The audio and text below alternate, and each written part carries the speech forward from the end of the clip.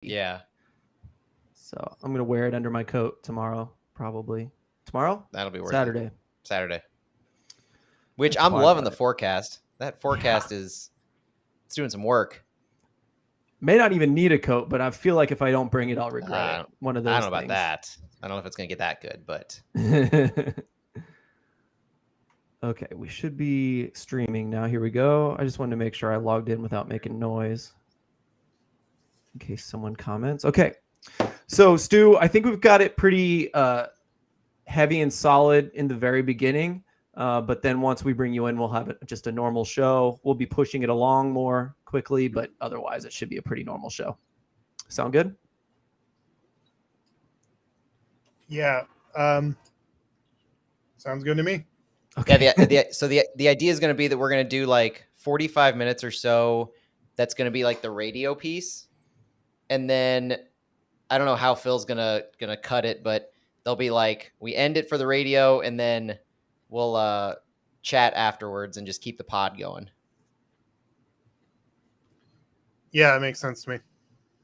Cool. Yeah, we'll feel that one out tonight. But here we go. I'm going to start recording and we'll go. Oh, shit.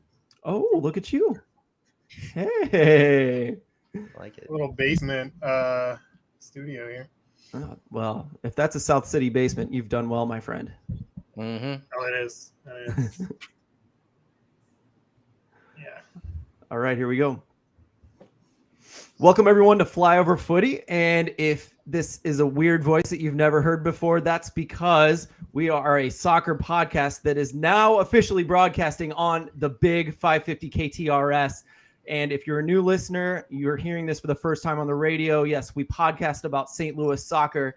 We've been very heavy on MLS lately, and we're going to get you guys ready for this home opener on Saturday.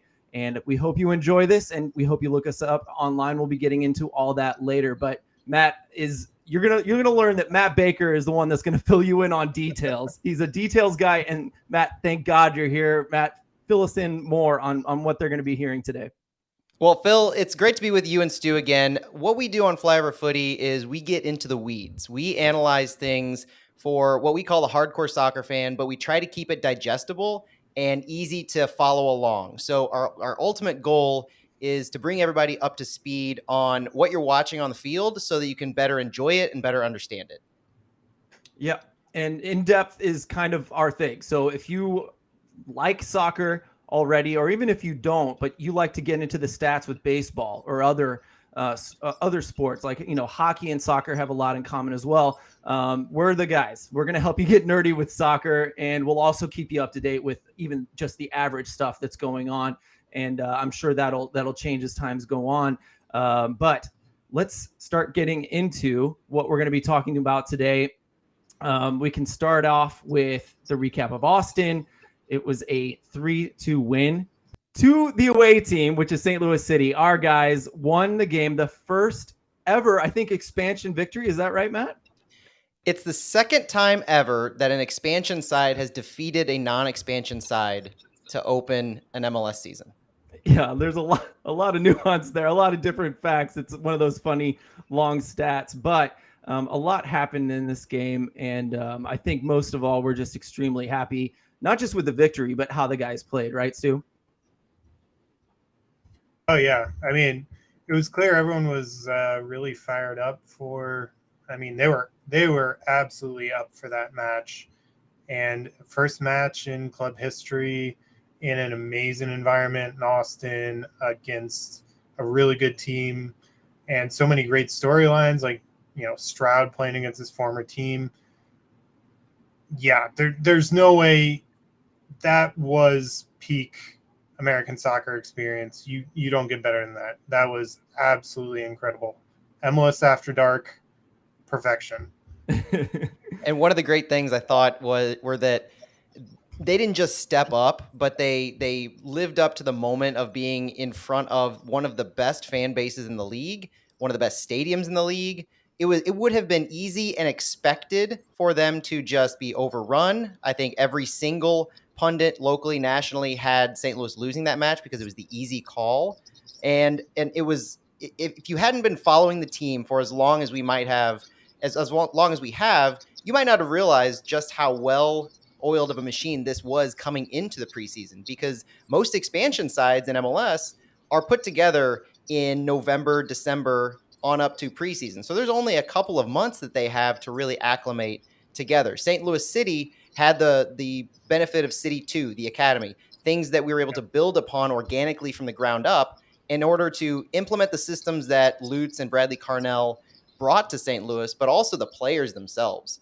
5 or 6 of the players that were in the starting 11 on Saturday against Austin were with City 2 last year. So we had half of our team knowing each other for 6 to 9 months, able to gel and bring that, so they were able to hit the ground running in a way that an MLS expansion team has never before done.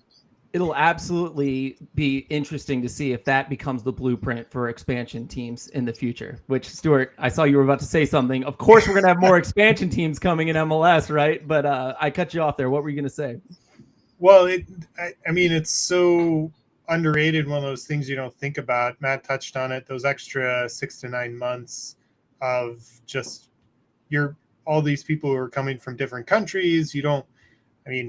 Basic things like finding an apartment, how to mail things, how to get a driver's license. Those are all things you have to figure out before you get comfortable. And these guys were able to get it figured out last year. Before one of the City 2 games last August, I think it was, just seeing Berkey and Klaus pulled up in the car together. And they walk to the match together, and just making that connection. You're not alone in a new country. You have a friend. So that chemistry builds, and that was the added thing. But Phil, to your point, I don't think MLS teams will take the added hit of losing that revenue to wait a year, but I do think it really worked to our advantage in this situation. Yeah, well, and I guess a lot of teams are announced less than a year ahead, but I think most teams, if they have a choice in the future, would start a 2-team the year before and bring in a bunch of, their future players. But to the point there, 5 to 6 players coming from City 2 in the starting lineup. Matt, let's list the starting lineup here, and there will be quick changes to that we're about to get to after that. Yeah, it was an expected but little surprising starting 11. Expected in the sense that as you follow preseason, and I say follow because as we all know, you weren't able to watch the games, so that was a bit of a consternation. As you follow preseason, you see Bradley Carnell talked about and starting up preseason putting small groups together. So he wanted to see how players played off each other when they were near each other on the field. So the easy example is Jake Nerwinski and Tim Parker, our right back and our right center back. They've played together in the past. They played together from the beginning of preseason. You put those small groups together, your Tomas Ostraks and your Jared Strouds, and then as preseason develops, you kind of put those pieces together. So as those groups are really shining, as those groups are able to coalesce towards each other, you see a starting 11 develop. And so by the end of preseason, we were looking at more or less starting 9 with a couple bubble positions. Those bubble positions were left back and the attacking mid. So our starting 11 that came into Austin reflected that. And it reflected the players who won their individual battles. It reflected John Nelson at left back. It reflected Tomas Ostrak and Jared Stroud up front. But the most fascinating thing to me is that Indiana Vassilev got the start. So the way our starting 11 broke down against Austin, which is going to be important to remember going into Charlotte, is Roman Berkey was in net. Our back line was a back four of John Nelson, Kyle Hebert, Tim Parker, Jake Nerwinski. We had a defensive midfield of Edward Leuven and Indiana Vassilev. We had an attacking midfield of Jared Stroud, Tomas Ostrak, and Rasmus Alm. And then Klaus was our striker up front. Like I said, the main battles really were that left back position with John Nelson and Selmer Pedro. Kyle Hebert was a very, very pleasant surprise. He was one of our favorite players from City 2 last year, who was our Iron Man, played just about every minute of every single game last year. And he won that battle for that left center back position because of the injury to Joachim Nilsson. Nilsson, of course, from Sweden, out until the summer, and we're looking for kind of stopgaps until he can return to form and take his position on that back line.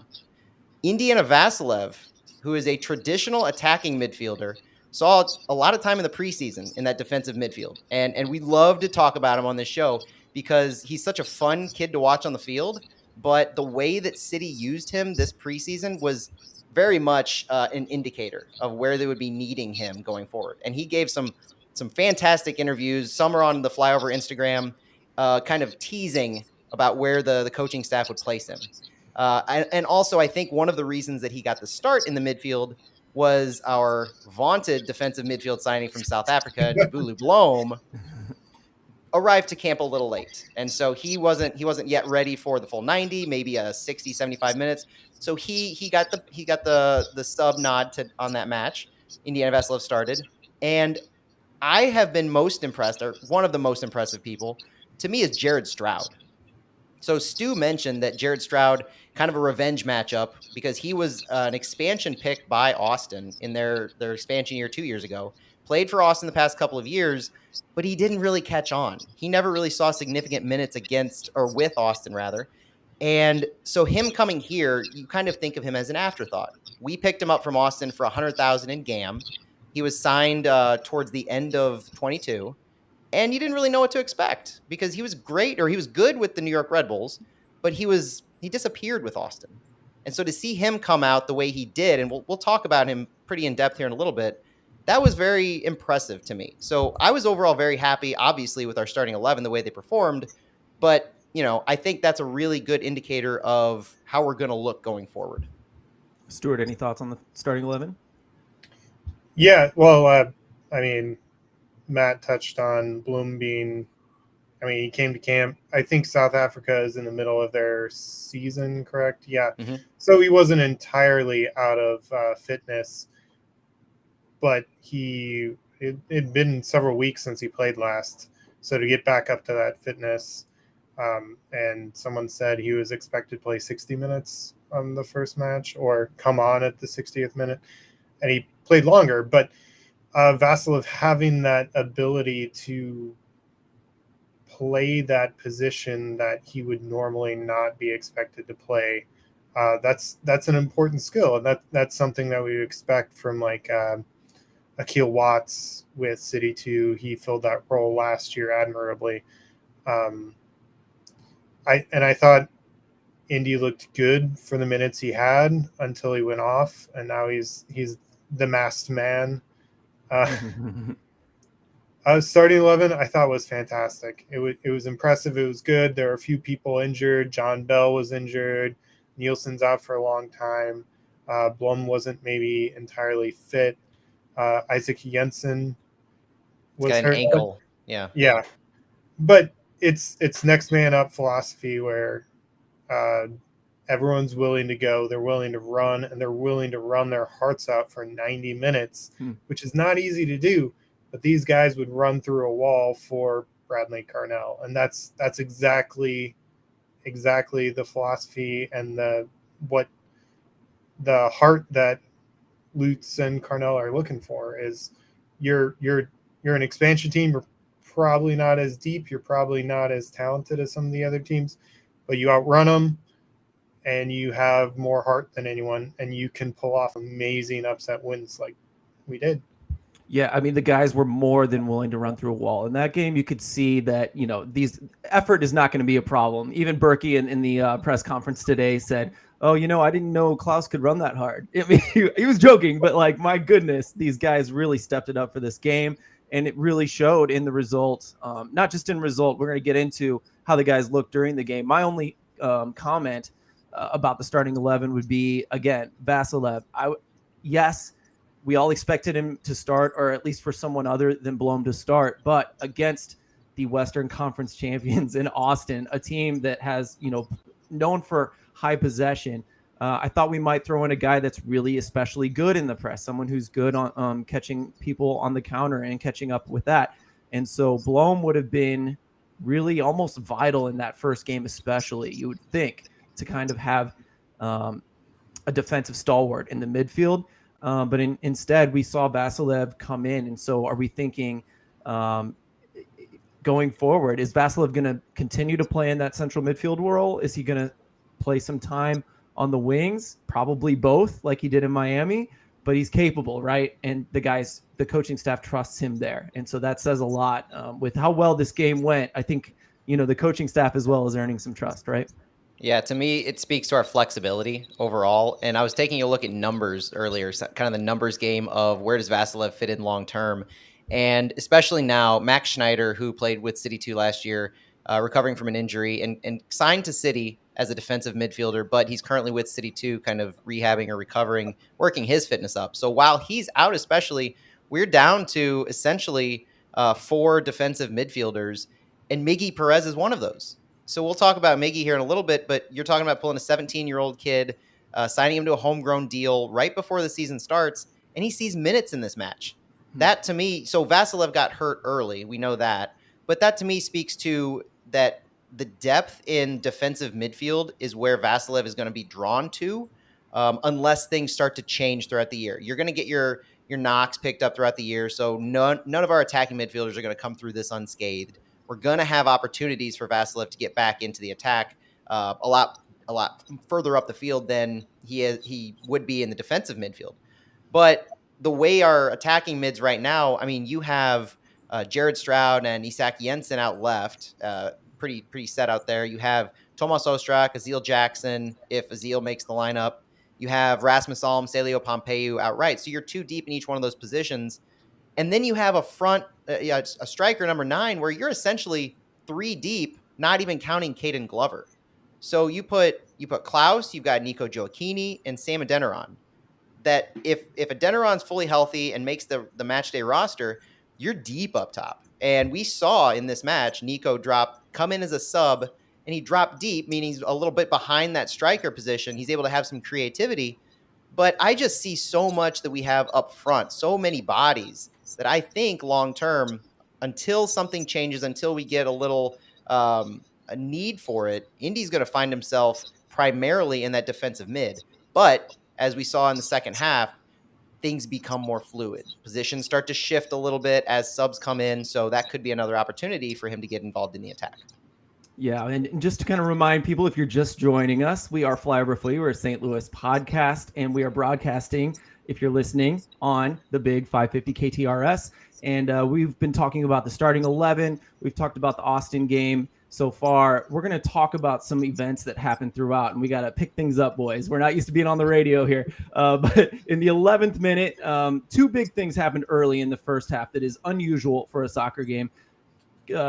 St. Louis and Kip Keller came in for an injured Keskanze for Austin in the 11th minute, and center back coming in, young center back coming in early in a game is never the plan, right? And so that's going to affect us throughout the game. And then another big sub, we've already mentioned that Blom had to come on for Vasilev, and that happened in the 17th minute, which was an extremely early. It was an interesting sub because it was a concussion risk sub. So we found out later that Indy broke his nose on that play, but he was subbed out as a concussion, meaning we didn't lose anybody. We were able to continue keeping. MLS allows 5 substitutions and 3 windows to sub them in.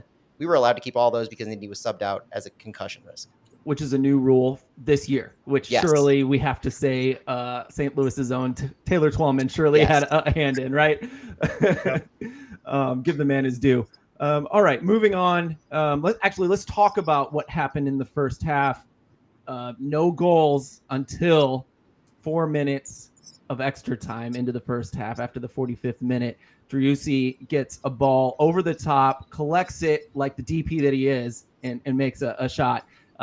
Beautiful. I mean, I think we're not Austin fans here, but I think we can all admit that this was just a gorgeous goal. Stu, what did you think? Oh, I mean, it was an absolutely fantastic.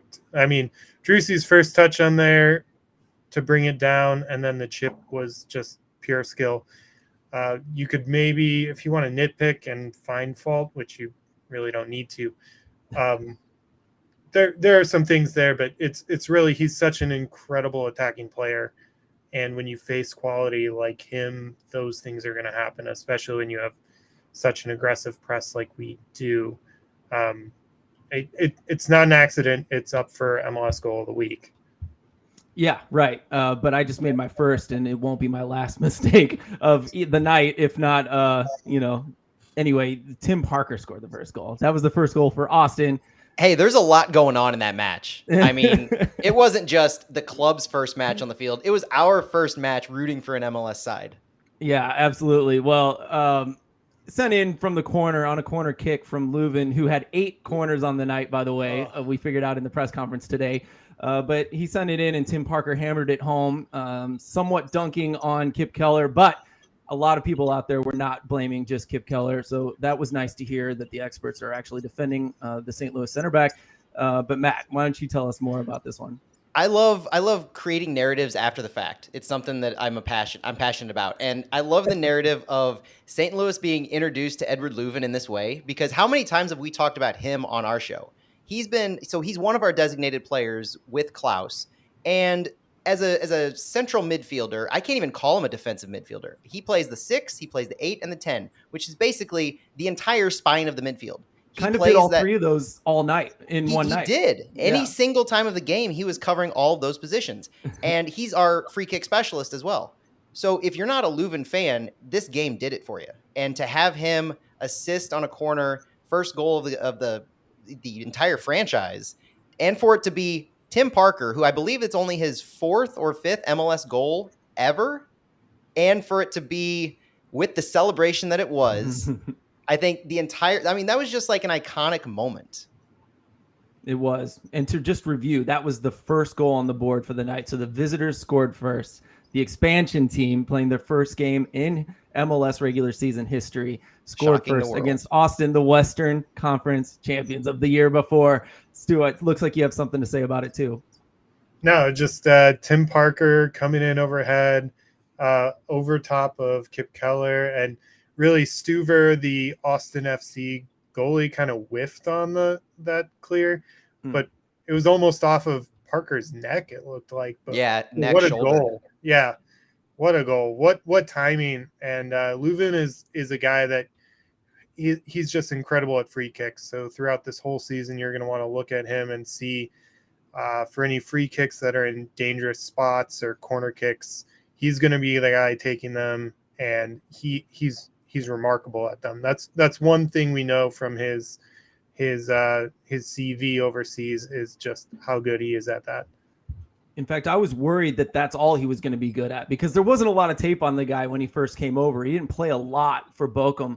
We definitely didn't see how good he was at Bochum regularly, like he was in this game. The guy was just off the charts. And for him to be so consistent with those corners, it was unbelievably consistent. If you're a USA fan in this last World Cup, like, sign the guy up. Would have been a dream. Would have been a million times better than what we got in the World Cup. And so that was just fun to watch, that a guy in MLS can outdo every American on the pitch during the entire World Cup. So, and he's playing here in St. Louis. So that's something to watch throughout. But I love the phrase, like, I wanted to shock and awe people. I wanted to shock the world. And that Parker goal shocked the world. I fully believe that entire first half was controlled by St. Louis. And I felt like I felt like Austin wasn't expecting it. So whenever you're able to play the style that St. Louis does, which is a pressing style, but also the way that, and Phil, you had a great feature on our Flyover Instagram about the answer that Bradley Carnell gave about the style of play we have. It's not your traditional pressing where you send the ball up and you hope that somebody makes a play down the field. You're completely vertical. Leuven also had the most passes of anyone on our team in this match. So we were playing the ball through him in the central midfield. He was distributing just as much as he was creating chances and leveraging his leg on the free kicks. But if it wasn't for the Driussi goal at the end of the first half, which completely changed the entire flow of the game, I can only imagine how we would have come out in that second. But like you said, the first half unfortunately ended with a Driussi goal. And to me, it kind of caused us to come out flat in the second half, which we fully did on through that Gallagher goal. Yeah, so I have a lot of thoughts on that. I think, first of all, that video that I posted today was talking about how we aren't just a pressing team. I didn't realize that Leuven had the most passes in the game, but it makes sense. That is proof that we're not just a Red Bull team hoofing it forward, playing direct constantly. We played through our midfield in this game. And if I'm not mistaken, I'm going to start taking pictures of the stats at halftime, because you can't find them otherwise. But I think we had more possession in the first half than Austin did. If that's true, I can't promise you. But if so, my gosh, like, that's unheard of for a team that is known for pressing. That was really cool to hear. And then, like you said, Matt, coming out of the first half, Austin definitely made some changes, but I think they had to. The only progress they were able to make was sending a ball over the top to their DP, and then he worked some magic. That is not what Austin is. Austin was the second most possessing team in MLS last year, and that really played to our advantage. Maybe I can touch on that later if we have time, maybe not. But that was really awesome that we forced them to play in a way that they didn't want to play, and they did get a goal out of it. But in the second half, they came out very on fire, very differently. They had adjusted, and St. Louis hadn't at that point. And it was the sub too. So to your point of the changes kind of making the difference in the second half, they subbed on Gallagher. Austin did in the 68th minute, and he scored 4 minutes later. And the way he scored, it to me, it kind of mirrored Driussi in the sense that Austin played the way that a team needs to play against St. Louis to beat them. We saw it with City 2 last year, where we keep that high back line. Our back four defenders play high up the field. You'll see it against Charlotte, where they're almost playing up to midfield. And that's what was happening. And Driussi made a run, was kept onside by John Nelson, left back, and he got into that 1v1 situation. Because you could see the other three defenders, they kind of stayed further up. Driussi got into the goal. Well, when Gallagher scored, it was kind of just beating the defense as they were trying to create a high line. So they were getting further back in their zone. You could see all of them step forward in the center back position. Jabulu Blom was involved, and Gallagher just kind of played the ball past them, where they were actually trying to attack him, swarm him, and he was just able to maneuver the ball quickly. And you have to kind of give credit to his fresh legs, because he had just subbed on. He was speedy, you could tell, and he created his own chance there. That to me was, you would think that would have been kind of the backbreaker for City, where we had lost the lead in the first half. We go down somewhat early in the 72nd minute, but if you look at the stats, the game flow, the possession, from that point on, after Gallagher scored, we started playing our style of play again. And so when you're thinking about what this says about the team, not just the win, but the individual ebbs and flows of the game, we got punched in the jaw there in the 72nd minute, and we came right back up fighting. And we didn't just come back up fighting, but we said we're going to start playing our style of play that we had lost for about 30 minutes. Yeah, I love that. Let's give some context about what happened, but we got to speed things up here. We'll talk about the last two goals, and then we'll move on to talking about Charlotte here in a minute. But Joe Keeney came on in the 59th minute, as did Miguel Perez, the 17-year-old Pattonville High School student that is our second homegrown, came in. We mentioned that earlier. And in the 78th minute, let's talk about this goal. Jared Stroud gets an assist from St. Louis and Kip Keller, who plays for the other team. This is a controversial one. Stuart, you got to lead off on this one on your thoughts. Yeah, so there's been a few theories on this one as to whether or not Jared Stroud called for the ball. And there is a rule, FIFA rule, soccer rule, that you can't imitate or distract an opponent. It's a cautionable offense, but it's referee discretion. So, you can't say like pass it here or back or through or whatever. So there's debate on whether or not Stroud actually called for the ball, or he's motioning for Klaus to close in on Keller. But ultimately, it's on Kip. I love Kip. St. Louis guy, SLU star, but he made the mistake and he passed it right to Jared Stroud, and that is the easiest ball that Jared Stroud will ever have in his career. Just right there. He couldn't believe it. He didn't even celebrate. And Jared Stroud really wanted to celebrate any goal against Austin. So the fact that he didn't celebrate that one, you can tell he kind of felt bad for Kip. I think the only argument is, did he verbally say anything on the field, which we don't know, but he definitely unequivocally motioned with his hands to his feet, which in soccer is a pretty standard language of either you should have or you should pass me the ball right now. And with Kip being pressured by Nelson over there, he looked around, but it is what it is. If nothing else, I mentioned earlier how Jared Stroud did nothing for Austin, and he kind of came to us. We weren't expecting anything. What a way to make a name for yourself in this league and with a new team than to become essentially the villain of the week for the league. Mhm. Everybody has a hot take on did Jared Stroud completely trick Kip Keller? Did he do that to his former teammate, his former friend? They say former because how can you make it through that? It's a fun storyline if nothing else, and it resulted in a city goal. So I have a hard time finding fault in what he did. Yeah, but also the Brad Stuver, the Austin goalie, is in between or is on the other side of Keller and Stroud, and he has to be the one to be yelling at Keller there that there's a man there. I mean, I thought Stuver was just honestly not very good for Austin in the game, and that was one of the moments where it was really apparent. The first goal and the second goal, that second goal, he has to be screaming at Keller like, do not pass back. And I mean, Keller made the mistake. Stroud scored the goal, but I think Stuver was weak on there too. I really did think, though, that goal opened it up for the rest of the game, because after that Stroud goal, the Klaus goal that followed and kind of with the nail in the coffin, to me, the only reason the Klaus goal worked is because we stretched the field. You had Leuven pass to Gioacchini, who threw balled it on the right side to Klaus.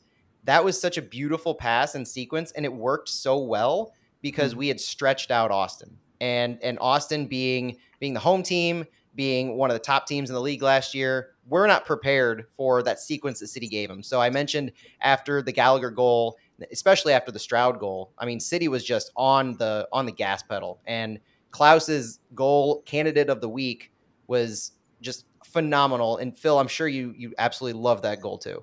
Yeah, it was my favorite goal of the week. I don't care. I know it's hometown bias there, but it was cool to hear I forgot who said it in the press conference today, but in a 3-2 game, clearly it's both teams going for goals. And that's how you got Austin stretched out. We were about to embarrass them. Even drawing Austin, in that game was an embarrassment to them. And so, to be honest, I thought St. Louis was going to sit back. It's just a mental thing. Typically, you tie it up in a game that you're expected to lose. It's getting late in the game. Your legs are clearly tired, have been tired for a while now.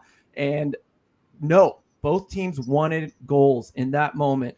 Like you said, Austin got stretched out. They wanted that goal, and we took advantage of it. We were able to get them in transition. Gioacchini, the sub, to Klaus, the veteran. And what a veteran goal, right? The man, the step back. Man, yeah, the step back. I mean, he got Kip pretty good. Kip maybe could have done some things better, but it was just a veteran move with the outside of the boot finish, a striker's finish. Klaus at that point looked done, laid down on the ground, and was shortly. He said after the match that he was cramping everywhere. What a way to exit a game! Score a goal, you cramp, you leave, you get a Stars exit. Definitely a mic drop for sure. And it was at this point after that we saw Leuven playing his fourth position of the game. One could argue playing the striker role here and there. We parked the bus after that. Yes, we did. I think Yarrow came in, which is really awesome to see another City 2 captain come in that game. In the first game, one that I was scared might be out of favor and wouldn't get a look in MLS proper. And I'm so glad that he got into this game. It made me feel good as a City 2 fan.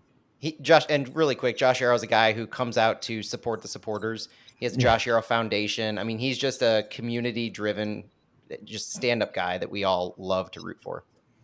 Absolutely. Any quick last thoughts about this game? We got to move on. Good. Oh, guys, we're doing pretty good here. If you are just joining us, this is Flyover Footy. We're a St. Louis soccer podcast, and we are broadcasting for the first time on the big 550 KTRS. Welcome. We are so glad to have you on board, and we're going to talk about our home opener now. This is the big game. This is the one we've been waiting so feels like ages, so long to attend, and we're going to be facing up Charlotte in this game, the team that was an expansion team last year, and it'll be a pretty good matchup. Matt, do you want to get us started on this one? Yeah, one of the good things from an on-the-field perspective is that we're pretty good on the injury front. We heard today that Indiana Vasilev and Isak Jensen should both be available. Whether or not they're going to make the matchday roster, they're both progressing. Vasilev broke his nose and is wearing a face guard, so if you're at the match, you'll notice that number 19 is looking like Batman or somebody on the field, depending on what the color of his face mask is. or Birdman, I think they called him today. I'm going to interrupt you quickly. I think they're all black. He tried on 3 different masks in practice to see which one was best, but please continue. So he has that going. John Bell, one of our expansion draft picks, said to not be practicing. He's doing some individual drills with City 2. Max Schneider is training with City 2.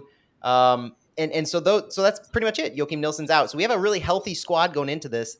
And I think that will be kind of like the cherry on top, because this match isn't just about on the field. Like, we know we've been in the weeds of on the field stuff, but if you've paid attention to any piece of media around the area, any radio, any TV, internet, I mean, it's all about the experience, the festivities, the homecoming of professional soccer to St. Louis. This is something that as much as we've been looking forward to seeing City play on the field, we're opening our soccer cathedral to the world on Saturday. Apple TV, MLS Season Pass allows countries across the globe to see this. And we know countries across the globe are watching this. We've seen Taylor Twellman tweet out examples of African countries watching this who have players in MLS, and their families can watch this. This is global eyes on St. Louis. It's the game of the week. The best broadcasters are going to be here. Taylor Twellman's broadcasting it. There's going to be a 2-night party that takes place. I mean, the club is going all out to make sure that this really feels like a Cardinals level event, to borrow a St. Louisism. But it's the proper homecoming for soccer in St. Louis. It's what we deserve. It's what St. Louisans, past, present, and future, deserve. This is going to be something that everybody involved in, everybody witnessing it, is going to be able to tell their kids and grandkids about for years to come. It is, Stuart. I mean, the history of St. Louis soccer, I mean, it's something that I think you, of all people, should probably talk about at this moment. What are you looking forward to on Saturday, and what have been your thoughts as we lead up to this game? I mean, for me personally, I have some things I've been working on with some of the other supporters that everyone will be able to see before the match starts. But from a fan perspective in general, I mean, this is the first division top flight home match in St. Louis since, I think, 1973, when St. Louis Stars moved to California in the old NASL. So there's going to be some old timers in the stadium who will remember that, but a lot of people are going to be remembering, Steamers matches in the old arena, ambush games, St. Louis FC games, AC St. Louis, but all of that's kind of leading to this. And you'll talk to some of those guys, even guys like the old CEO of U.S. Soccer, Dan Flynn, would say things like, this is a thing building, everything's been building towards, MLS in St. Louis. So really on Saturday, we're, everyone's standing on the shoulders of giants, and it's just it for people who are a little newer, it might sound kind of like we're just gushing and talking and going overboard on this, but it really is something for a lot of us that's been decades in the making, and it's going to be just unbelievable in some way. Just how can you? It just can't accept it. It just doesn't sink in. Saturday was unreal enough, and this Saturday is going to be just unreal. You have the America's first soccer capital, which exists for a reason. The St. Louis Soccer League that predates this club by 120 plus years. You have the 1950 World Cup team. You have all of the national team players. This is the culmination of everything they've worked towards to give St. Louis a backyard top tier team that can take their place in the top flight of American soccer after seeing our city being passed over time and time again. And whether you can attribute that to the Taylor family for stepping up in their shifting from their completely philanthropic efforts to bringing home soccer and giving soccer its proper home in St. Louis, or however you want to create the narrative, what should have happened a long time ago and what deserves to happen for the foreseeable future is going to happen Saturday. Yeah, and this podcast originated with St. Louis FC, the USL team that was in town, and the Louligans predate St. Louis FC. They were following the women's team. They were following the St. Louis Atletica. Yeah, and AC AC St. St. Louis Louis. and other semi-pro teams before that, and it's our baby. We feel like this is our baby. We've really care about the way that St. Louis celebrates soccer, and I just want to say that I think we're extremely lucky that we got the owner we did. That the wait has been very worthwhile because to be honest, I'm glad we didn't get our last two ownership groups, and I'm really, really, really happy that we got Carolyn Kindle, and because it's just being handled so well, and we're also very lucky to get Lutz Pfannenstiel and more. Right, we all love the staff. We've been very happy with almost everything. So this is such a good base, such a good start to what is going to become something legendary. I think St. Louis and soccer, St. Louis and sports in general, this has no choice but to be a legendary endeavor. And so I'm looking forward to that starting on Saturday. But let's start getting nerdy about it, though. Let's talk about Charlotte. Let's start with the starting 11, right? Matt, do you think it's going to be really similar to what we saw against Austin, or do you think there will be a change or two? I wouldn't be surprised to see Jabulu Blom in the midfield, but other than that, I think we stay pat. All the players gelled really well together. That to me, it's a 1A, 1B situation for me. Indiana Vassilev or Jabulu Blom. I didn't see anything overly poor from anybody who was on the field, and I think our subs, when they came in the second half, did their job. They made the difference in the attack. They provided fresh legs. I would not be surprised to see that going again. Yeah, fresh legs is something, you could argue that like that second goal, the fresh legs that we saw from Gallagher hurting our tired legs in the 60th minute.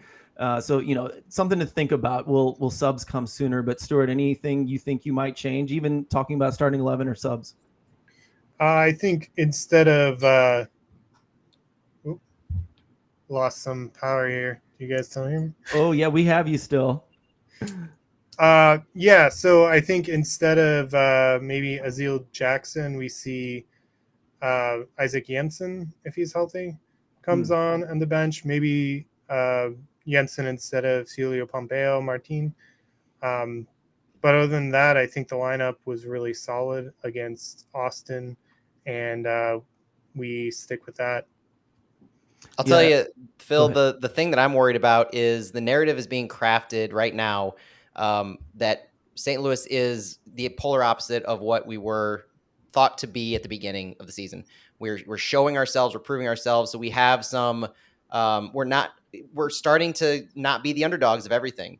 The DraftKings betting line has us a little bit as a favor, not just because we're home, but Charlotte's performance in week one was pretty substandard. Their fans were not happy. I talked with some of their fans this week on one of their YouTube shows, and they were all about ready to get rid of some of their DPs because they were just underperforming. Charlotte has 3 designated players to watch out for, all in their attack. Number 7, Jozwiak, number 11, Swiderski, and number 9, Enzo Capetti. Capetti's brand new to the team. Jozwiak was highly underperforming out on the left wing. They weren't able to string together passes. Capetti, their number 9 designated player up front, does well when he's able to get service from the sides, meaning you're able to cross the ball in the middle, you're able to find him in the box, and they just weren't able to do that. So in addition to our starting 11, I think there's kind of a perception from Charlotte that they're the massive underdogs coming in here, whereas they were the decent expansion team last year, playoff team, bubble team last year. I think we're going to have to contend with that as they kind of feel they don't have anything to lose. And last year they were a very poor away team. They only had 3 wins on the road last year.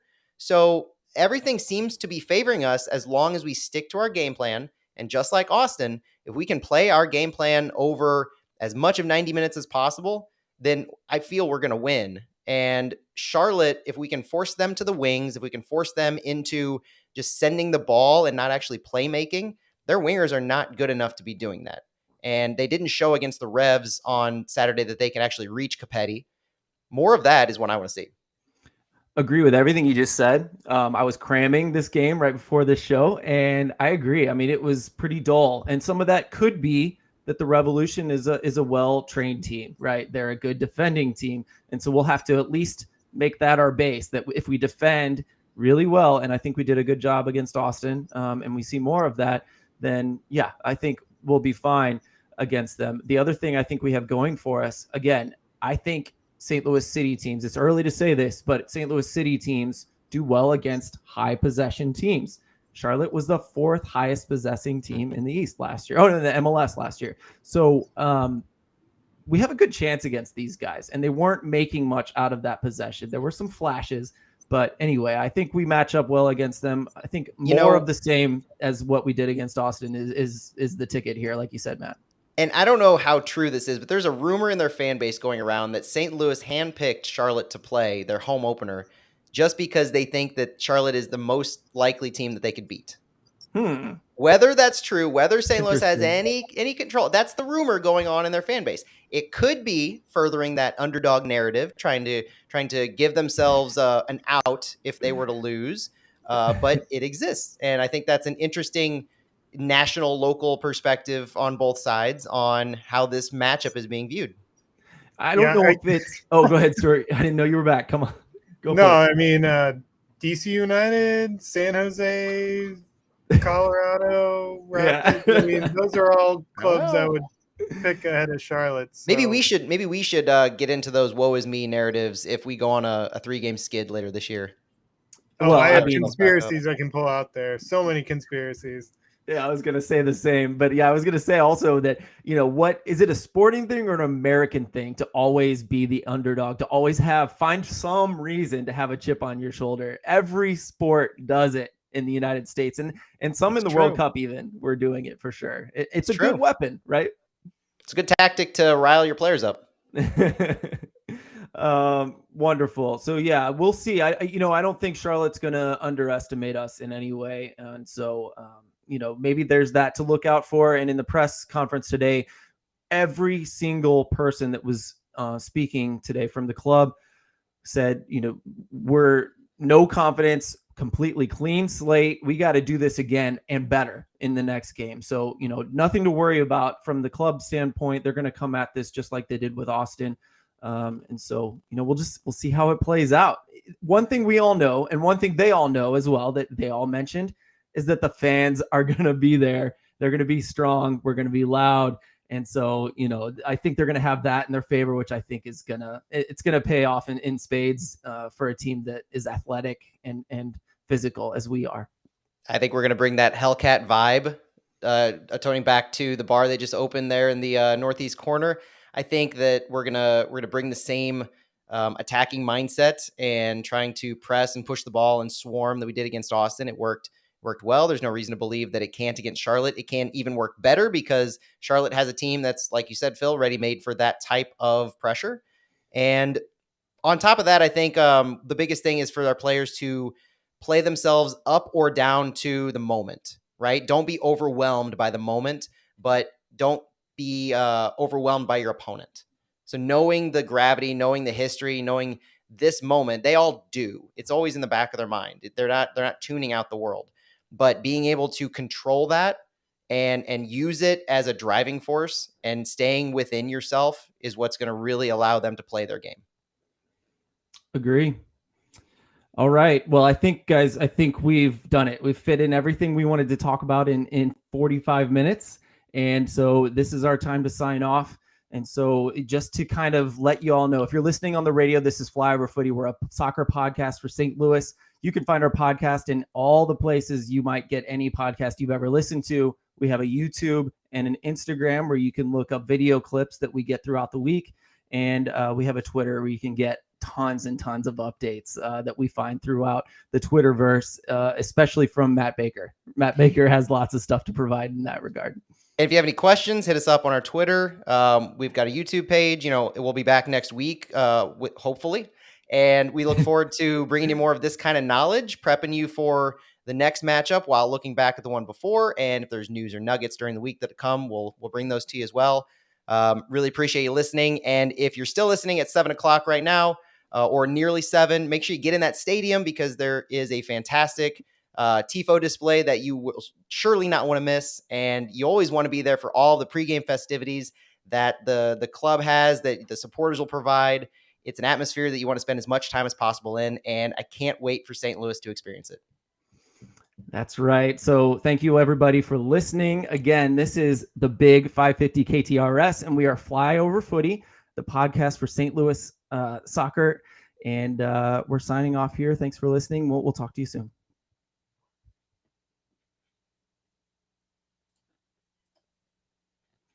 Okay, we stopped recording. Did you actually stop recording, or are we still recording our pod? No, I stopped recording. We're still streaming. So if anyone's no, we actually have some decent amount of listeners. I was going to say, if anybody's watching this, I wonder, we never prefaced what we were getting ready to do until we actually just did it. And I love we did that. It just I wasn't ever sure. I kept going back and forth. I was like, all right, do we do a regular pod intro and then do we drop the news, or do we just jump right into it? And I love that you jumped right into it. Yeah, no warnings, just surprises. That's the way to go. So now I think when you start recording again for the pod, we gotta address it. We gotta explain the hell just happened. Yeah, let's do it. I'm gonna hit record right now. All right, we're recording. We're back. We just finished our first radio segment ever. Matt, how'd it feel?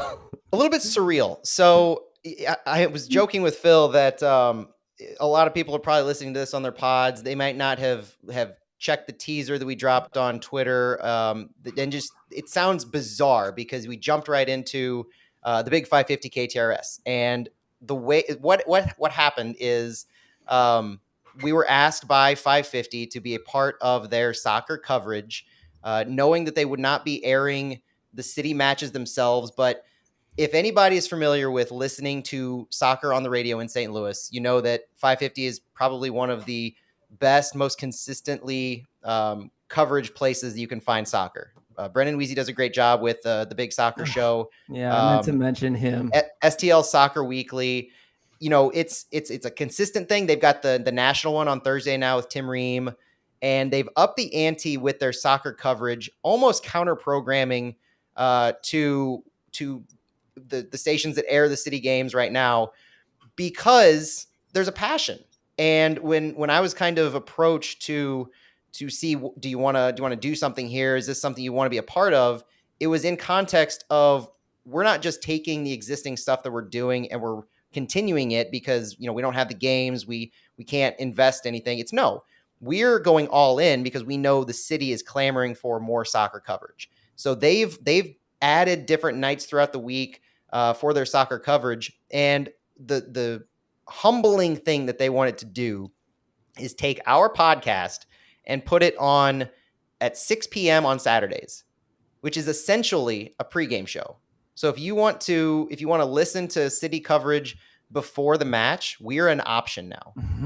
And it's insane to think about. It's an insane proposition, honestly. Like, surreal, I guess, doesn't begin to describe it, but you know, it's not just like taking advantage of an opportunity, but it's making sure that we are a part of something that really honors and really cares for soccer in St. Louis. It's not this random station on the AM dial or the FM dial that has never done this before, and they just say, "Hey, I heard we're getting a soccer team. You want to be our soccer people."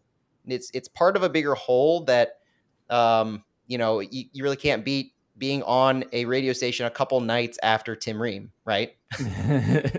Yeah, and quickly, you know, again, Brandon Weezy's been doing this. 550s, they were covering St. Louis FC. I mean, if anyone was going to take off and do this right, and with like a grassroots vibe, if anyone was going to give us a chance for that matter, I love that it was 550. And so, you know, last week we went off on this rant on why are these major radio stations not covering soccer? This seems like a no-brainer. Like, you know, we teed it up for you. Just hit the damn thing, you know, like, do some radio shows, provide content, and like, they're just passing on it, or they're swinging and missing. And KTRS is like licking their chops because they're like, great, we're good at this. We can expand this. They're really trying to take advantage of it. And man, as a St. Louis fan, as a grassroots soccer guy, as a grassroots media guy, I mean, I'm in love with this move. And so, you know, really so excited to be able to be a part of it, even if they cancel us after tonight. Right. Yeah. There's no guarantees that this will be happening in week 3 or 4 or anything like that. This was very much a trial run to see how it goes. But I felt good about that portion that we did. And I do have to say that I mentioned it's humbling. I also don't want it to seem self-serving in the sense that I was a huge, along with you and Stu, proponent that St. Louis media needs to pay more attention to soccer. We've seen various outlets do a better job recently, admittedly. Like there are a lot of different outlets, TV stations, KMOV in particular does a fantastic job covering them now. I love the weather focus with the city logo forecast. But there's a self-serving aspect that I'm fully aware of in the sense that we are some of the biggest harpers on somebody needs to air more soccer coverage. You need to bring in people who know, people who are passionate, people who care, people who can speak to this, and suddenly we're the people. And it's humbling first and foremost, and I'm very self-conscious about that piece of it. So I just wanted to say that and wanted to address it, but honored and overjoyed that we get this opportunity. Hopefully it comes across well, and hopefully it sounds as informed as I hope it does, because there's nothing I love doing more than talking about this thing that I'm so passionate about, and I know you guys are the same. Stu, we're hogging the airways. What do you think, man? I'm just happy to be here. That's how I feel. I have a fear. I just want to say for the podcast that, I have a very shadowy past when it comes to podcasting in St. Louis and doing other things in St. Louis. And I've just found that if I start thinking I might be doing something big, that's when I'm about to make a massive mistake. And so, staying humble, learning how to stay humble has been a massive thing for me in the past. And so that part of it scares me. And so just know that, if you guys got questions, if you have thoughts, you guys are what it's about, really. And so I want to make everybody happy out there. So hopefully we can do that for you. Feedback of any kind, we're desperate for it. I would love to hear how that comes across. I already quit my day job, so yeah, right. Stu is all in. We're talking like we have more than 7 listeners right now, so I don't know what we're doing. But no, let's talk more about the games, because I think we skipped over a few things. I want to kick it off with the most spicy story of the week, because we barely touched on it. Let's talk more about this Kip Keller assist to Jared Stroud. Like, how do we really feel about this? Because to be honest, I'm going to go ahead. I didn't get to comment on it in the real show because really it's if the guy called for it. I'm not saying he did. I'm saying it looked like he did, but let's just say he did in our imaginations. That's not ethical. And I don't like that. And if someone else did that on the other team, I'd be losing my mind. Like if I figured out they did that in a match, I would not stop screaming for the rest of the match. I can't believe Stroud wasn't booed for the rest of the match, for that matter. I can't believe he ended the match healthy. Right. Well, he did get at least one beer, nearly empty beer thrown at him from the stands when he was walking off. But yeah, no, you'd think he also had a really, really tough tackle on Reese before that, which could have been that could have been a yellow on its own. Probably should have been. Should have been. But yeah. He that was on purpose. He was making a statement, and I don't know, on that second goal, I think you get away with that for the most part. I mean, Stuver was also calling a few minutes before that, I believe, for a caution for a dive. Remember in the box, he went for a ball, and I believe that was on Stroud as well. So if Stuver was hearing or feeling something that maybe Stroud had called for it, maybe at that point he would have been throwing his arms up and protesting. So maybe it was just a hand motion and not verbal. That's where I'm coming from, because there's one thing to say the ref missed it, but I can understand Kippy just being in shock and not moving, but there were other players in the vicinity. If he actually said something and like verbalized, "I'm open, pass the ball, Kip back here," something like that, you would figure there'd be a lot more complaining, a lot more physicality occurring against Stroud. I don't know. Stroud should have gotten, if that's what they thought, you'd expect Stroud would get a really, really rough physical tackle at some point, not long after that goal.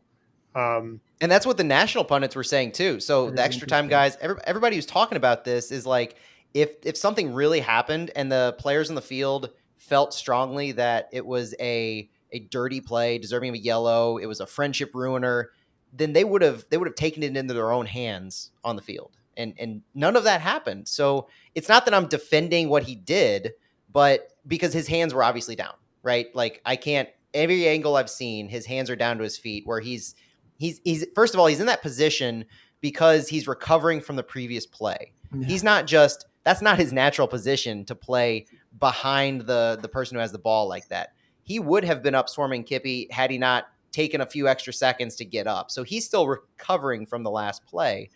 And it just so happened that poor Keller, honestly, because he was pushed back by Nelson. He wasn't pressed too overly hard. Nelson still had some space to give him, but he was pushing the ball back to his own area.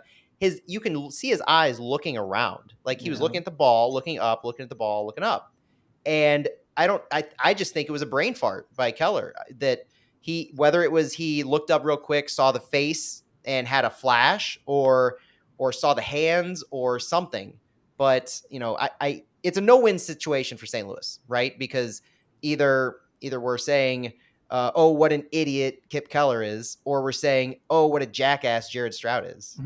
And I mean, I'm not going to call Stroud a jackass for that, and I know you aren't, but it's I'm neutral, to be fair. I don't think either is true, to be fair. Yeah, just if this sequence of events happens, I'm glad it happened in this order where it benefited us. And if Keller has a really bad game, I'm glad we're the ones that benefit ultimately, selfishly. And I love that's Keller. Self-serving right there. Yeah, I mean, it is. It absolutely is. I fully admit that. But if Keller had a really bad game against, say, San Jose, I would feel. I mean, I feel awful for him now, but I would feel just like St. Louis gained nothing, whereas now we kind of did. But I think actually Keller's getting way too much flack on that third goal, particularly because I feel like his center back partner, if you watch him, he I don't know who Austin's right back is who's trailing with him, but they're both in the midfield, and there's no support coming in for Klaus on that third goal for St. Louis. And the Finnish center back Vesinen, I don't know how to pronounce that. I think that is right, actually. Vesinen, he just shuts off and just stops tracking down on Klaus. Whereas when Klaus beats Keller, if Vesinen was actually covering, he should have shut down Klaus, and that would have been it. I mean, it's just there's not enough, I think, criticism for that move there. But I think that play is not unlike the Driussi goal in the sense that it was John Nelson who was just on an island back dealing with Driussi. And we're not like, obviously we care less because we won the match, but we're not hammering John Nelson for allowing Driussi to create space and flick it past Berkey. We're not hammering our back line for failing to get back, but we could, and that to me says more about the situation than it does the individual player, because those kinds of things happen. And Keller was caught in a 1v1 where he was trying to track back Klaus. But the other thing that it does for me is it kind of highlights the lack of respect that Klaus is getting, because I've seen comments from Austin fans that are like, it was an old man step back. And for you to be flying past him when he did that is unforgivable. And I can't get past that. I can never support that notion because Klaus is 26 years old and he's fast as hell from like what we talked about earlier. But that step back, and if you look at it from certain camera angles, it doesn't look as impressive as it truly was.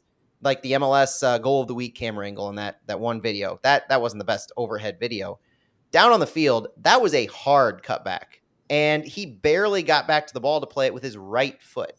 So just that combination of play, I think it's overly being critical on Kip Keller when he doesn't deserve. I agree, Phil. He doesn't deserve that as much hate as he's getting on that third goal.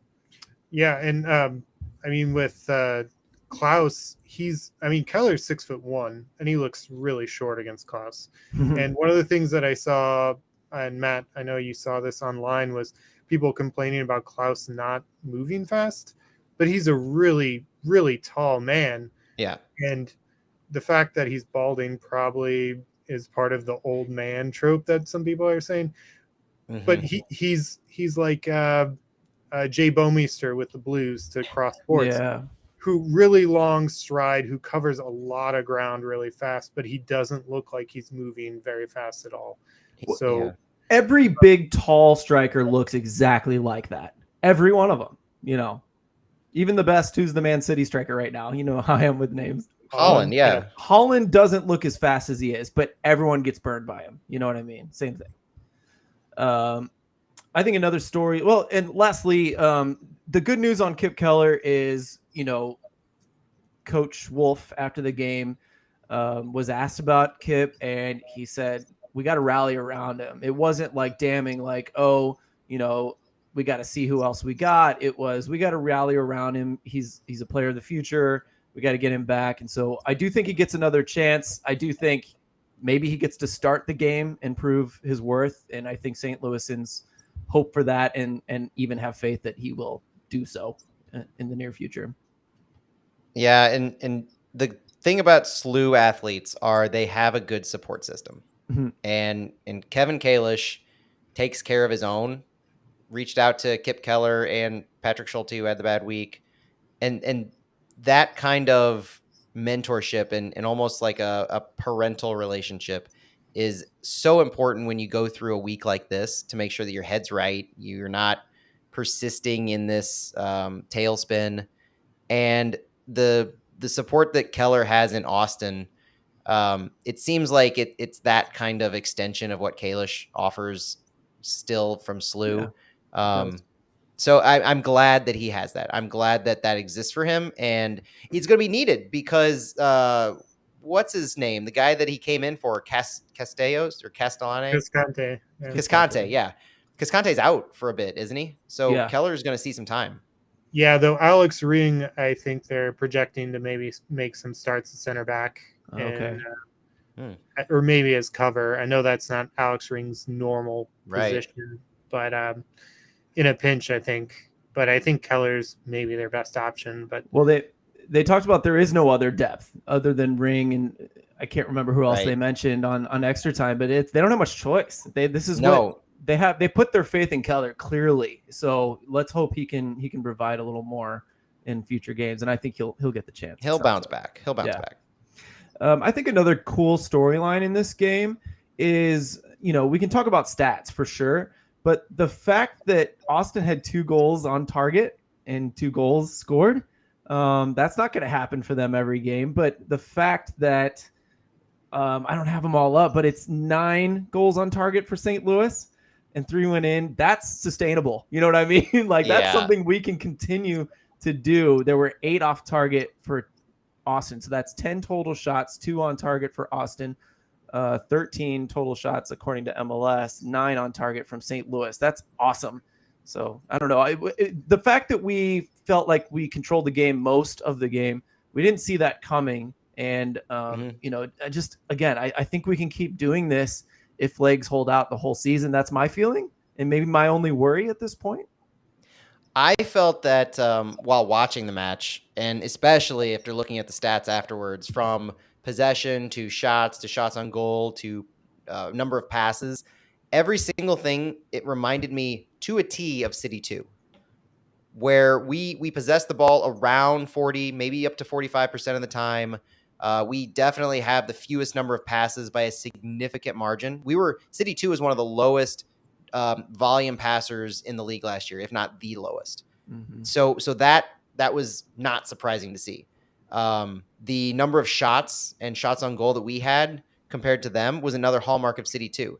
So a lot of the way that the game ended up playing out and the attacking on both ends was very reminiscent. And that is why I keep hammering home the importance of City 2 last year, and not just the camaraderie and the gelling of all the players, but in buying into the style. We heard from some of the guys like Nico Joaquini, Indiana Vasilev in preseason how it's a new system. They're not used to playing it, but they love it. Like what's being asked of them is soccer, and they're so excited and they're buying in. You can hear it in their voice. But all these other guys who are able to bring that knowledge from City 2 is so important, and it leads to the types of results that we saw where we're killing them in shots on goal. We're not having the number of passes because they're quick and we move the ball vertical.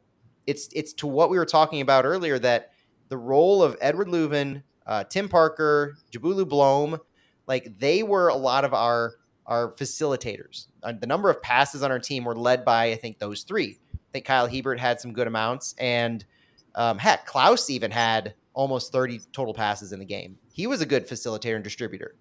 But when you're doing that and you're moving it up the spine, you're doing it while the ball is taking up so much of the field. These aren't little quick passes. These are the types of passes that Klaus scored the goal on, where you're starting with Leuven before midfield. You're getting it up to Joaquini past midfield, and then all of a sudden you're all the way into that attacking third for Klaus to create a chance. And that, to me, all of those pieces are extremely replicable, because that's what we saw last year. We know it has been done so often and so successfully by our system in the past. And so, no matter how the defenses play, our opponents play, that's why I kept saying earlier, we need to stick to our system and our style. And if we can, it matches up better with some teams than others. But that's how we're really going to find success this year. Well, I'm glad you brought that up. And also, another correction, I didn't add in the block shot, so it was 18 shots to 13. So sorry about that. We will play a team that plays that game plan around us, right? So we know what we're weak at, and we'll get into that. We saw what we were weak at with City 2, and it's going to be the same for this team. And so I don't think Charlotte's going to do it. It's possible, but like at some point we're going to play a team that, does those cross counters immediately to a winger, pass, shot, goal against two guys basically on an island. And if our center backs can't stop that, and if Blom can't get back, like if people just beat us to the race to the goal, that's going to be something that's going to be what we struggle with in the future. So I don't think we need to worry about that with Charlotte. We don't need to hammer it now, but again, like the person in me that wants to like temper expectations is, boy, these first 2 weeks, we really did get the kind of team that we wanted to play. Now, Austin is so talented. I thought they'd overcome that, like we saw against North Texas in one game last year, but no, they didn't. And so, looking pretty good. Stu, you haven't talked in a while. Any thoughts on the Austin game? Further thoughts on the Austin game? No, I think I'm all basically talked out on that, but I am excited about this Saturday. Well, yeah, why don't you talk about like the parties that are going to be thrown this weekend? I don't know what your plans are on game day. My plans on game day, I have some operation stuff with some of the supporters, things going on that I can't talk about, but that's going to be my whole day. So I won't be involved in the march or the game day parties. I have some other things going on. To be cryptic. we love cryptic. I'm so excited, dude. Matt, what are your plans for Saturday? Saturday is going to be a family affair for me. So we've got my wife and the kids are coming down probably around between lunch and dinner time. Going to the East Plaza, the Luligans tailgates, where we'll probably spend a lot of our time. But just getting them involved in this is one of the things I'm looking forward to. I obviously can't wait to see the players on the field, experience the atmosphere in the stadium. I just want to take it all in. And we don't get very many chances to see huge sporting events like this take place. Like earlier in the week, I likened it to when I was talking with Brendan Weezy and Ben Fred on Tuesday. I likened what we're probably going to see to a Cardinals home opener where we are either just coming off of a huge playoff push or we have high hopes for the year. And there's just a lot of optimism because there are different types of years for the Cardinals. But that's the opening day, or the 2019 Blues Stanley Cup run. Not Stanley Cup party. That's a different level. But the run where you're seeing parties in the streets. You're seeing bars packed everywhere. But it's going to be such a – I mean, it's going to be – that's the only thing you can really kind of compare it to. But I'm looking forward to seeing the localization of all of that, where it's not spread out by 5-6 blocks. There aren't bars throughout the downtown area. It is this district. And we've talked in the past about being excited about bars and restaurants cropping up around the district. It's here. We have Schlafly, we have Cyberg's, we have Maggie O's, we have the Pitch, we have Union Station, we have the East Plaza of the stadium. All of that is going to be jam packed, and just taking in the sight of it all.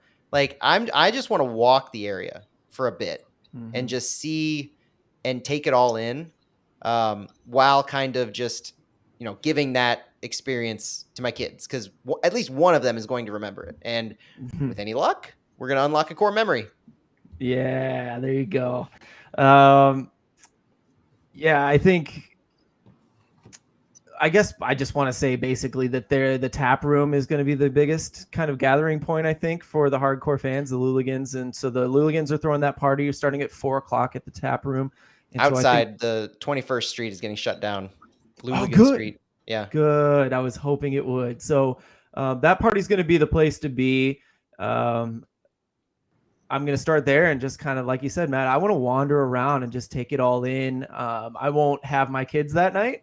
And Nice. So it'll be me and my wife and some friends. And so we're really going to enjoy the night and take it all in. So no massive plans. You looked, Matt, you put up some great pictures of the Greenway and the Mills Creek. I'm shocked it's how looking so good. Because I think I would like to think that I show up to that stadium fairly frequently to get like a decent periodic picture of what it looks like, just whether going to the practice fields or the store or Schlafly or just up in that area, because it's really fun to be in now. It seems like they've just gotten so far overnight where the guardrails are down. I know those went down like a week or two ago. The crossing lights, like the stoplights, are working. The crosswalks are painted. Market Street looks really good. Like they've got that asphalt and it's lined.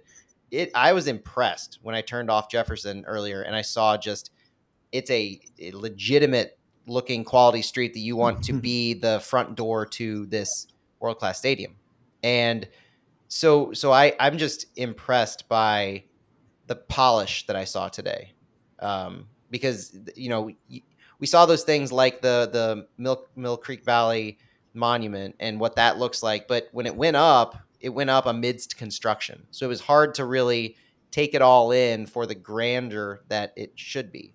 Now you're getting that sense, and you're adding in bells and whistles like the Brickline Greenway now have on the finished sidewalk some kind of logos and graphics down there. You have some signage up that shows the importance of that.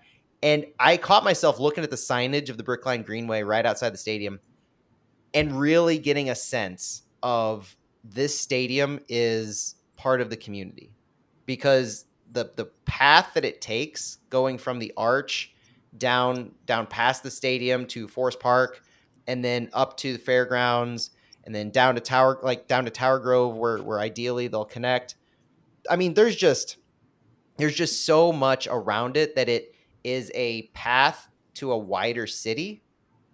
It was a lot to take in, and I hope that everybody has that sense of this is a centerpiece to the city, but it's also kind of a piece. It feels like it should have always been there, and they have trouble picturing the failed on-ramps that used to exist. Like that to me is the hallmark, where you walk up there and you're like, this is beautiful. And especially if you've never been there, I could never imagine this used to be failed highway interchanges and just a big hole in the ground. Because I think that's what it is. All right. Well, I think I want to end. Stuart, any last words before we do a silly question and then get out of here?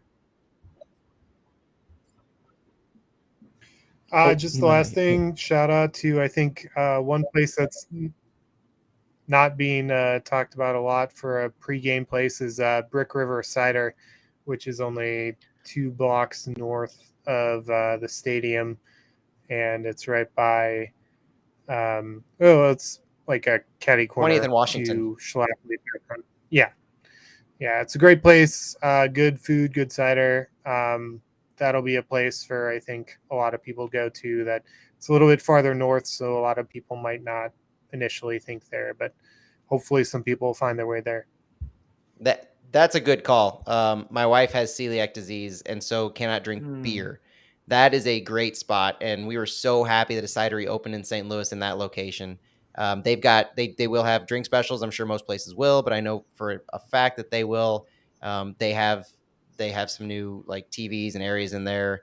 They're good people up there too. And also, shout out to Beffa's, who really got in on the ground floor with a lot of the build early with St. Louis City. They're the home. I think they're the home of the Punks, but if not, the Punks are doing their watch Punks party and there. Santos, Punks and Santos. So that's a good spot. That's a little bit west of the stadium, and still, I think they're gonna be part of the march. The Punks are from there, so that's another spot you can hang out to. Did you say what intersection that is? I didn't because I don't know. Yeah, I haven't heard of that place, so I need to look that up. I'm going to look that up. That's awesome. Okay, so other than sport, I think the next thing that I'm really excited about, and this is very St. Louis of me, so I don't mind doing this on the podcast. I'm like trying to decide what to eat there, right? And the the options they're so numerous, and I bet we all have a different answer. I've decided in this one, so I got Balkan Treat Box last time. PSA, use the app, number one. Other PSA, Stuart said it earlier, be ready for your phone not to work outside the stadium. It sounds like the Wi-Fi is going to be awesome, and it was good when I was there earlier, but get that app on your phone now. You can order through the app, and you can go pick it up. I jumped like 50 or 60 people in the line at the friendly for Bayer Leverkusen. It felt so good. So use the app. But this time, I think I'm going to get there's a Vietnamese restaurant. I can't remember what it is, but I saw that they had this vermicelli thing, and I can't wait to get that. So that's what I think I'm going to go for. Either of you guys know what you might be trying? For me, it's Balkan Treat Box. I didn't get to. That was the one I didn't get to try during their like test phase where they invited people to show up for their meals. I got Steve's, I got Beast, and but I didn't get to go to Balkan Treat Box, and that looks amazing. Mm-hmm. I'm interested in that home and away place. So I think they're supposed to have like rotating items from the visiting team, and so I don't know if we're gonna have like Carolina pulled pork or something like that, or whatever they're supposed to be famous for. But that's an intriguing one that I'm probably gonna at least check out to see what offerings they have.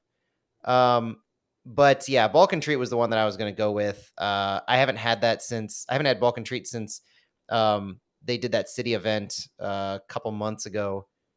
But I have had I've had Beast and I've had the Block. So when Leverkusen came, I had food from the Block, and that is a good burger. I'll say that. So you got the burger. I was going to ask. The Block is so good. I got the Block special burger with bacon and caramelized onions. It was delicious. And we should do a food segment. I think we should start doing a food segment on this podcast based on all the stuff in the stadium. Like, what have you had? What are you looking forward to? The Mexican one seems really interesting to me. What is this? Padrinos. Sorry, Padrinos. The tacos de papa with the pork. Oh my gosh, the pictures in these apps are killing me. Yeah, me too. I'm looking at it as well. Right. That's what I should do for as well. So that's what I should do for lunch sometimes. Is like, what kind of food am I in the mood for? Let me open up the city app and see like what kind of food is out here. And then farm truck is over there. I saw a lot of people walking away with that brisket mac and cheese. I'm wondering how in depth the order ahead is going to be, because like if you look at the app right now, there are 8 eateries you can order ahead from, and I know there's a lot more places. So I wonder if they're going to add anything there. But shout out to the markets. If you didn't use the markets during the Leverkusen game, and if you've never been to another MLS stadium or anything like that, it is what we thought was futuristic technology. Austin has this too. Although their setup is terrible. Ours is significantly better from a throughput perspective. All you have to do is take your credit card, you scan it to open a gate as you go in, and then you just walk through, you grab whatever you want, and you walk out. And it charges your credit card. Oh, I've heard about this. I didn't realize we had it. I always caution, check your credit card just to be sure. I saw some people, I saw one person, I shouldn't say some people because I don't want to oversell it, say that like they got double charged. But I've used that kind of system. I used it twice during Leverkusen. I used it twice during Austin. No problem at all. Also, add your payment before you get to the stadium. That's the other thing. In the app, I waited. yeah. I was in the app. Yeah, I was adding mine as I was walking around, and the crowds were insane. So, and yeah, plan for the crowds, guys. I mean, it gets trafficy around those shorter sides. What sides are those? Is that east, west, or north and south?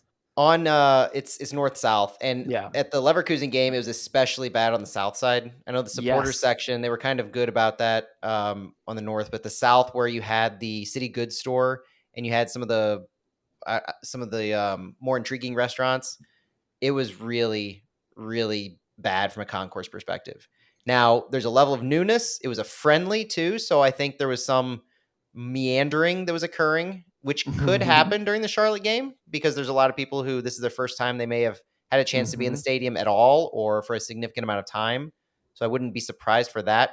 But I agree with the recommendation of make sure your payment's loaded into your app. Try to have a plan maybe when you're going in to know like what restaurants you want to order from, because you can look at the menu now on the app. Get a sense of like day of, even. I'm not talking planning 2 days in advance your dinner, but get a sense of the game on game day, like what you might want to eat, so you can plan ahead and know, all right, I'm going to order from here. Because during the game too, one thing that Leverkusen had is wait times that showed up for the order ahead, as well as the section numbers. So you can really, you can plan how long it's going to take to get your food. You can plan where you need to go to get your food. Maybe you want to change things up because something's closer to your seat. A lot of information you can check on that app. Yep. A lot of information that we just gave you, and we're going to stop that now. Thank you so much for listening, podcasters. You guys are the ones that have been here for so long and made this possible. So thanks for listening and hanging out with us. If you want to like log in, I say it on Twitter, but maybe you guys don't know, but you can log into Facebook, YouTube, and Twitter and interact with us while we live stream. And so we're going to start trying to do, I think we're going to nail down like Thursday nights between 8:30 and 9. We'll sign on. We might even nail down a time at some point if we think we can pull it off. We'll get kids, so we'll see about that. But anyway, thank you so much for listening. We really appreciate you guys being around and hanging with us. Talk to us on game day if you see us. Otherwise, enjoy the game. We'll talk to you guys in another week or two. Bye. Can't wait. Go City.